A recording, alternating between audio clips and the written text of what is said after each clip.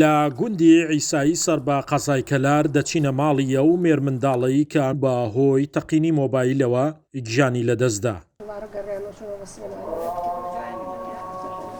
وڵاوی ڕاستی بە ئێمە سعات 3:30 بەیانی ئاگادارکراینەوە کە خزمی عزیزمان ماڵی کاکە عەلی سوتاوە و کوڕێکی بە ناوی کاکە ئوسامەوە بەهۆی تەقینی مۆبایلەکەەوە لە ژێرسەریا دیارەکە کاکە ئوسام خەوت بووە و مۆبایلەکە تەقیوە بەسەریا جێگەکەی لەگەڵ خۆیان ئاگریان گرتووە پێکەوە بۆیە کە بە ئاگاتونەوە ئەو کاتزانیوانە تەواوی جەستەی سوتاوە یعنی هەر هەمان کات ڕەوانەی کەلاریان کردووە و لێوە بۆ سلێمانی.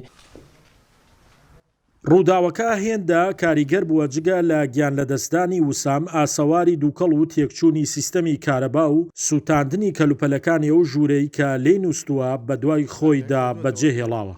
بەدەم ئاگرەکەەوە ڕای کردووە ئەمە تەبعاً کە ئاگرەکە کەوتووەتەوە ئیتر بەدەم ئاگرەکەەوە ڕای کردووە دەرگاکەی کردوەوە هەتا دەریش ڕۆشتەوە بۆ شێوە.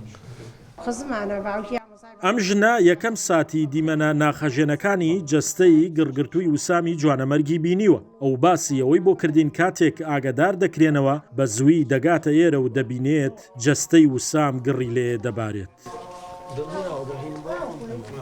لە سەعات 3:30 گوێمانەوە سێ تەقەوە دایان لە قاپێکەمان هاتین سەیرەکەین کوڕەکە لە یا دانیشتووە و هیچ وەبەریوە نەماوەکە پەرچاوی کەوت ئێمە شەرمی کرد ڕێ ماڵە وتی نایەنە سیارە فڕانیان بۆ کەلار گەیانیانە کەلار و وتی وەڵا لە سەتانەوەتی سویا کوڕەکە پێسەی لاشەی هاتێتە خوارەوە.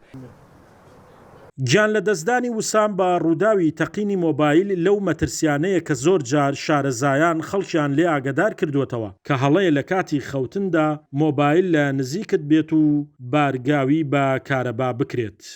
شاخەوان محەممەد، کورسات نیوز، کەلار.